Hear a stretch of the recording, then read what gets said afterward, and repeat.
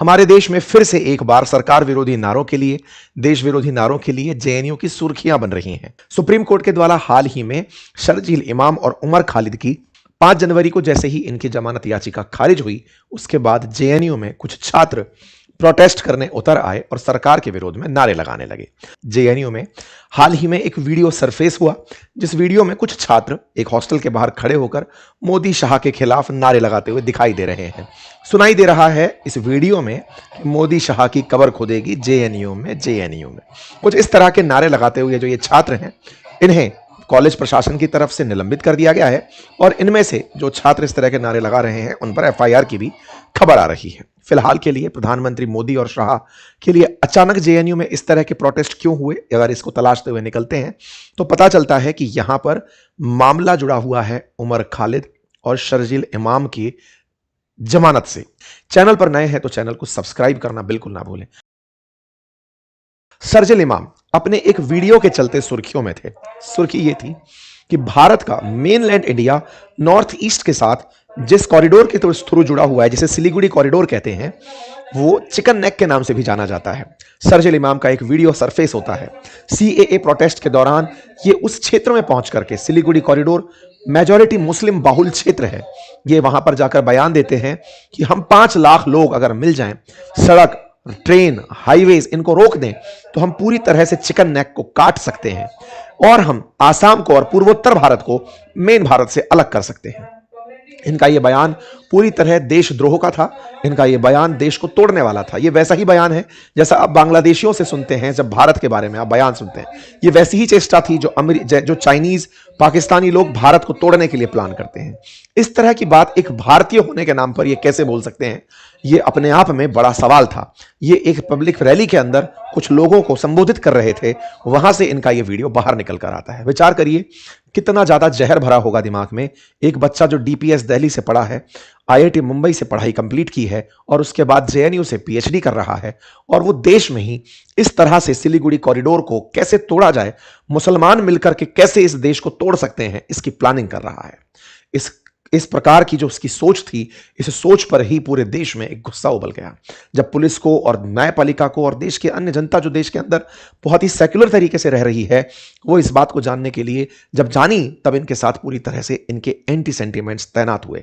इसी प्रकार से उमर खालिद अपने बयान में सुनाई देते हैं, जब तक इस देश में भाजपा और आरएसएस हैं, इस देश को कोई और बर्बाद नहीं कर सकता। यह व्यक्ति बड़ा ही इंटेलेक्चुअल तरीके से अपने साथ में लोगों को इकट्ठा करता चल रहा था। यह बताने का प्रयास कर रहा था कि वर्तमान केंद्र सरकार गरीबों की नहीं है, लेबर्स की नहीं है, किसानों की नहीं है, ये केवल अंबानी और अडानी की है। यह अपने इंटरव्यूज में जिस तरह की बातें रख रहा था, वो बातें एक बारगी सुनने पर लगता था कि ये कितना देश के बारे में सोचने वाला है। लेकिन पुलिस जांच में पता चलता है कि ये सीएए प्रोटेस्ट को भड़काने में और उन्हें संस्थागत तरीके से कैसे आयोजित किया जाए, उन तमाम व्हाट्सएप ग्रुप्स के अंदर जुड़ा हुआ बताया गया जो दिल्ली दंगे भड़काने के अंदर जिम्मेदार थे। मेरे प्यारे साथियों, 2020 के अंदर भारत की राजधानी दिल्ली में सीएए को लेकर के प्रोटेस्ट हुए थे। उन प्रोटेस्ट में इन 2 चेहरों का जो कंट्रीब्यूशन था, उसे देखते हुए ये तब से तिहाड़ जेल में बंद हैं। यूएपीए के तहत, अनलॉफुल एक्टिविटी प्रिवेंशन एक्ट के तहत इन्हें बंद किया गया है और इन्हें जमानत नहीं मिली है। इनकी जमानत याचिका हाल ही में फिर एक बार खारिज हुई है।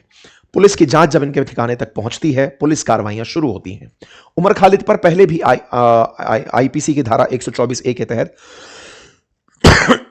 मामला दर्ज हुआ था, लेकिन वो बाद में उससे निकल गया था।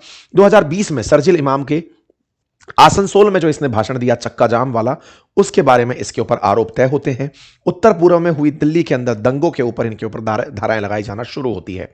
इनको एंटी सीएए प्रोटेस्ट के चलते फिर गिरफ्तार कर लिया जाता है।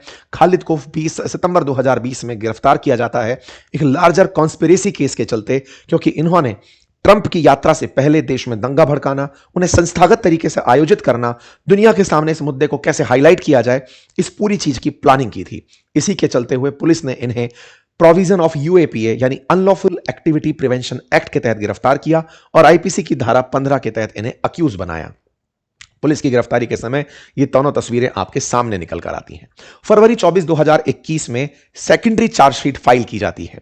थर्ड सप्लीमेंट्री चार्जशीट मार्च 2022 में फाइल होती है। मतलब पुलिस अपने द्वारा जो चार्जेस लगा रही है वो फाइल करती चली जाती है। होता यह है कि पुलिस के पास यूएपीए एक्ट के तहत 6 महीने तक चार्जशीट सबमिट करने का समय होता है और उसके बाद भी वो एक्सटेंशन मांग सकती है। इसीलिए यूएपीए को एक सख्त कानून माना गया है, जिसमें कुछ समय पहले यानी 2019 में ही संशोधन हुआ था। पहले ये संगठन पर लगा करता था, अब ये इंडिविजुअल पर भी लग सकता था जो देश के विरोध में काम कर रहे हैं। इसी प्रकार से लास्ट चार्जशीट इनके ऊपर जून 7 2023 को फाइल होती है। 2022 में ट्रायल कोर्ट इनकी बेल को इसी कारण से रिजेक्ट भी करती है क्योंकि इनके ऊपर 2023 तक तो चार्जशीट ही लग रही थी। 2022 से 24 के बीच में काफी सारे जो को अक्यूज्ड थे उनकी रिजेक्शंस कर दी गई, मतलब उनको जमानत देने से इनकार कर दिया गया। इसी बीच में एक वाकया होता है। 2023 तक तो इनके खिलाफ चार्ज ही तैयार हो रहे होते हैं, ट्रायल शुरू नहीं हुआ होता है। जमानत के लिए याचिका लगाते समय इनके वकील कपिल सिब्बल रहते हैं। कई बार जमानत याचिकाएं कोर्ट ने खारिज करी। एक बार इनके वकील कपिल सिब्बल ने खुद याचिका को यह कहते हुए वापस ले लिया कि अभी समय सही नहीं है।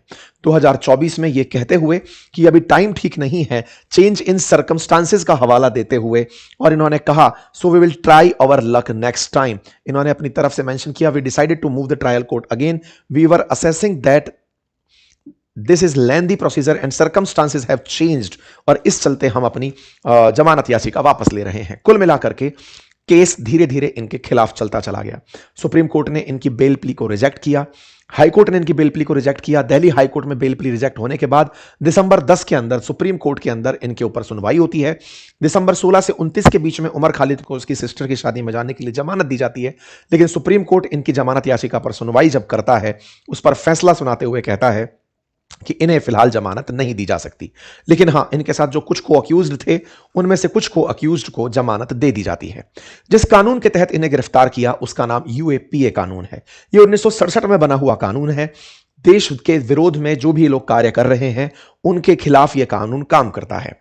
चैनल पर नए हैं तो चैनल को सब्सक्राइब करना बिल्कुल ना भूलें। इस बार बेल रिजेक्ट करने वाले जजेस में जस्टिस एनवी अंजारिया और जस्टिस अरविंद कुमार शामिल थे। आप दोनों की बेंच के जजेस ने इनके न केवल जमानत को रद्द किया, बल्कि अब अगले 1 साल बाद इनके लिए फिर अपील की जा सकती है, यह सुनिश्चित किया। क्या यह पहली बार है कि इन लोगों की जमानत पहली बार रद्द हुई है या मल्टीपल टाइम रद्द होती आ रही है? आफ्टर ऑल ऐसा कौन सा केस है जिसके चलते इन्हें जमानत मिल नहीं पा रही है?